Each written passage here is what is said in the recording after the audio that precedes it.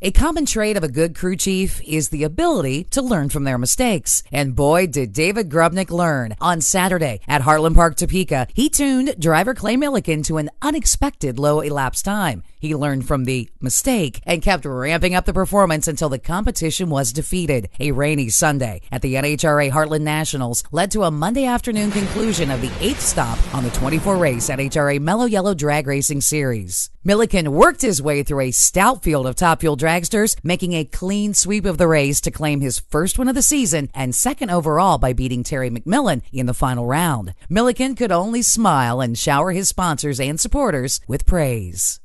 Beginning of the season, you said you had a lonely Wally at home that needed a buddy. So where is this one going to sit? Well, I tell you what, there's a whole pile of people watching right now. Corporate headquarters at Parts Plus, Dave Prater, Steve Tucker, thank you guys for sticking with me.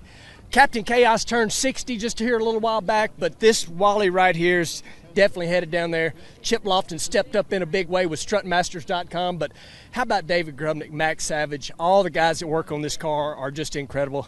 All the kids that do it are just awesome, and man, what a day it's been. I mean, you know, we've been getting all these green hats, and that's all I keep saying. We got to turn it into a yellow. Wow, what a day. I mean, Grubby has done it from hot to cold, to day to night. Courtney Force understands, just like Millican, about giving praise where praise is due. The Advanced Auto Parts driver raced to her third national event victory of the season under the guidance of crew chief Brian Karate. The last time an NHRA funny car driver won 3 in a row, it was 2014, and it was Courtney. With the victory, she extended her point lead in winning an all-John Force Racing final over Robert Height. And Courtney, no wins in 2017, 3 wins already this season. Describe the difference of emotion from a drought to just dominating the season. You know, it's hard to say that it was even a drought. You know, we had a lot of number 1 qualifiers. We had a really consistent car. Ronnie Thompson and Dan Hood gave me that consistent car all last season. But, you know, Brian Karate came on board this year with our Advanced Auto Parts Chevy Camaro team. And to have an all-force final, you know, they've gotten the job done. They've shown it. We're still in the points lead. We got another win this season, number 1 qualifier hat. It is just unbelievable. I told them, my guys out on the radio down at the top end, I said, you guys are just insane. I love this team. I love driving this race car.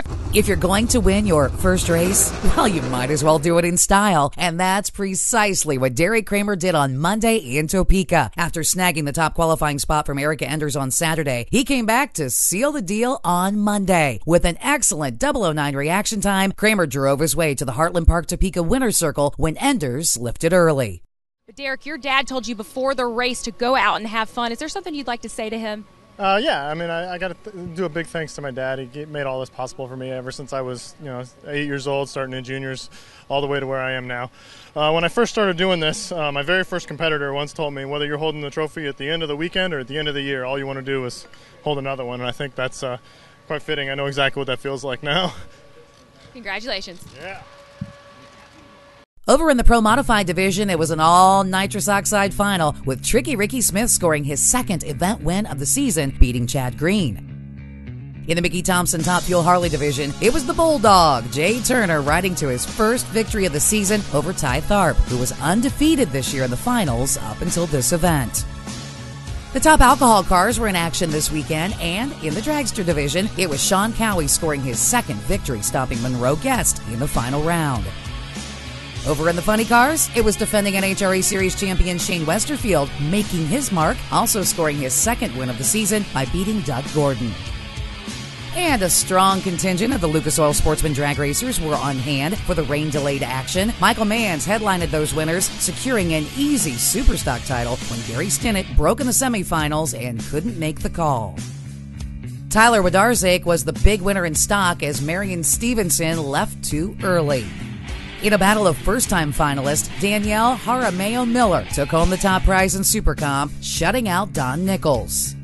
Kevin Theobald didn't get rattled in the Supercast final when Bob Fuller pulled out a 001 reaction time. Instead, he focused on the stripe to take the win.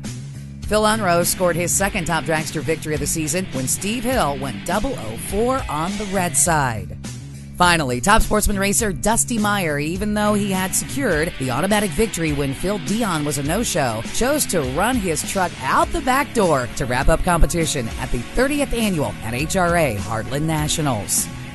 The NHRA will take Memorial Day weekend off and return to competition next weekend for the JEGS NHRA Route 66 Nationals in Joliet, Illinois. Make sure you check out CompetitionPlus.com daily for the latest in drag racing news. And, of course, like us on Facebook. This is Kathy Fisher reporting for Competition Plus TV.